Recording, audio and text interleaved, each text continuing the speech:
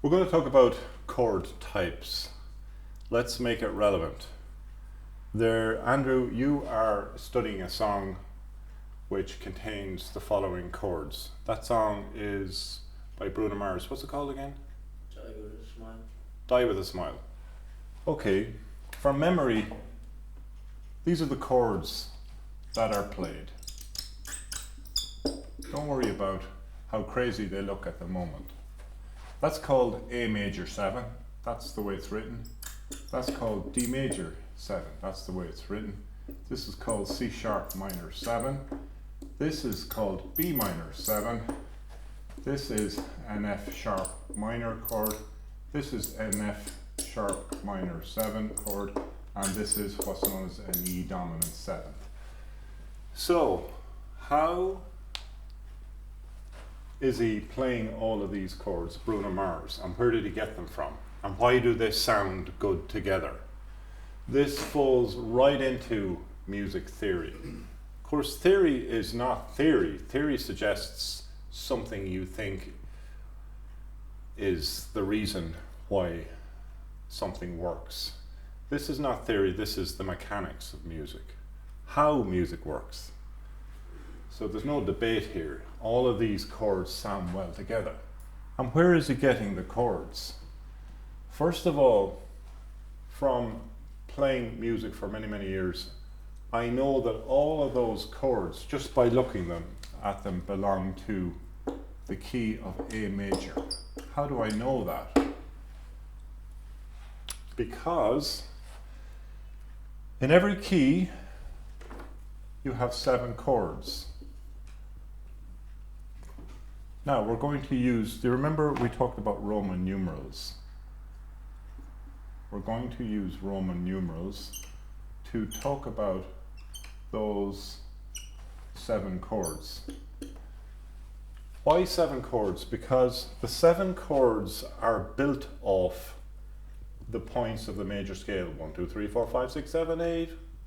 Why are there only 7 chords when I counted out 8 scale notes? Is because the first and the last note in the scale are always called the same. That's why you hear people go do, re, mi, fa, sol, la, ti, do, do, do. It's called an octave, 8 notes apart. The first and the last notes of any scale are always called the same. If the first note, for example, was F sharp, the 8th note of the major scale, 1, 2, 3, 4, 5, 6, 7, 8, 8th note would also be called F sharp. Okay, so what happens when you're forming chords in any key is you pick the first note of the scale, like 1, and then you harmonize that first note of the scale with the first, third, and fifth notes. You've done that before from the scale. Okay, I am going to write out the notes of the scale of A major. Remember, I said that all of these chords in the song, what's it called again, Andrew? I always forget it, the song. Die with a smile. Die with a Smile.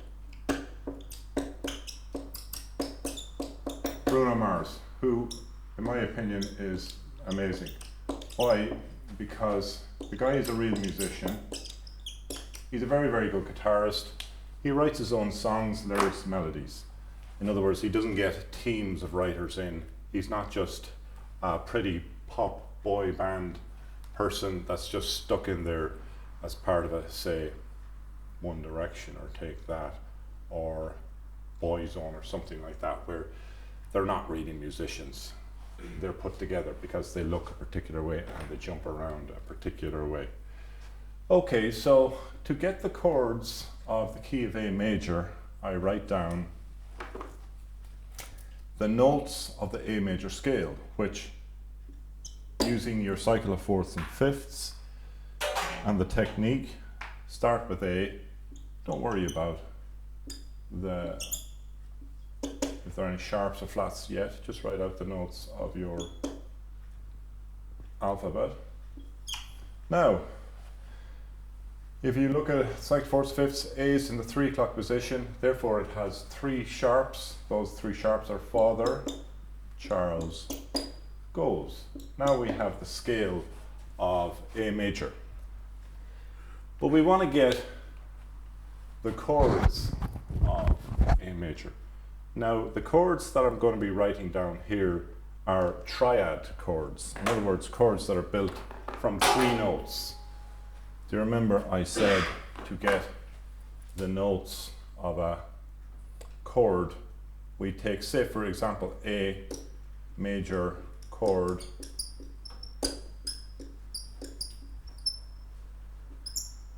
the notes are A, skip a note, C sharp, E.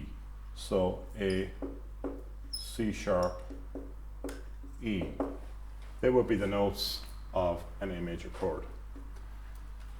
Anyway, to get the chords of a key, to turn the notes of the key into chords, we turn the 2nd, 3rd and 6th chords into minor chords. 2nd, 3rd and 6th chords into minor chords, and we turn the 7th chord into a diminished chord. Now we have the chords of a key, and we call those A major, B minor, C sharp minor, D major, E major, F sharp minor, G sharp diminished. Don't forget, these are all 3-note chords. These are triads. Triads, 1, 2, 3. But you can turn your triad into a 4-note chord. And when you turn these triads into 4-note chords, they provide an American type sound. And you can see the video for that Bruno Mars song. It really tries to conjure up this image of 50s America. It's called Americana, the style of music. And Americana style of music is formed by playing 4-note chords. So now, say for the A major chord, I'm going to turn that into a 4-version chord. So it's called an A major 7. And the A major 7 has the notes A, C sharp, E, and we skip a note here, look, A, C sharp, E, G sharp. And that's how we form a chord of A major 7. So I'm going to now show you the 4-note chords of the A major key. And the rule is, there's a lot of information here, folks. It's just something you're going to have to go over again and again and again and again and again. And you'll eventually know it. So to turn the A major triad into a 4-note chord, as I've demonstrated down here, it becomes what's known as A major 7. And you can see that that's the first and main chord of Bruno Mars' song Die With A Smile. He finishes the piece of music with the A major 7. That's what I was saying before, that to make a piece of music sound complete, you'll finish with the root chord. To get the second 4-note chord of the key of A major, it becomes what's known as a B minor 7. And you can see where he plays that in the chorus. That's why it's called B minor 7. And I'll show you with the guitar what these all sound like in a moment, and you'll recognize them from the song. When he starts off the piece of music, he starts off with an A major 7 and a D major 7. So D major 7 is the 4-note chord of the key of A major, and you can see the D major 7 here. These are the 2 main chords he plays in the verse, the intro and the verse parts of the song. The 5th chord you can always turn into what's known as a dominant 7th.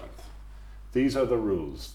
The 1st and the 4th you always turn into major 7s if you're forming the 4-note version. The 5th chord you turn into what's known as a dominant 7th. It's not major 7, it's just 7th on its own. And look at this, E7, that's why it's not called a major 7. The 5th chord is the only one you can turn into just a something 7. It's called a dominant 7th, or you can just call it a 7th. The 6th chord, you can see the little M there, that can also be turned into an F sharp minor 7. That's how you pronounce it. And look, he plays that, and he doesn't go near the last one. By the way, that there, the 4-note version, don't be scared by the name of this, but it's a standard thing. It's called a minor 7 flat 5. That's a bit of a mouthful. G sharp minor 7 flat 5. That's how it's played. That's how he got the chords there. So you can be absolutely sure that despite him looking amazing and singing amazing and being an absolute star, he knows his theory. And this, here are the chords. Here's an A major 7. Here's a, I'll play this off camera. Here's a D major 7. Here's the C sharp minor 7. Here's the B minor 7. Here's the F sharp minor. Here's the F sharp minor 7. And here's the E7. So he plays something like this. I've only heard the song about twice, even though the whole world knows it. So something like that, and he goes. I'm playing a bit slower than. So I'm going to call the chords out again. B minor 7, E sharp minor, C sharp minor 7, F sharp minor, and then he finishes. Remember I said that there is actually an A major 7, and there's one stage he plays a F sharp minor, and that's the song, and that's how he got all of those chords, because he knows his so-called theory.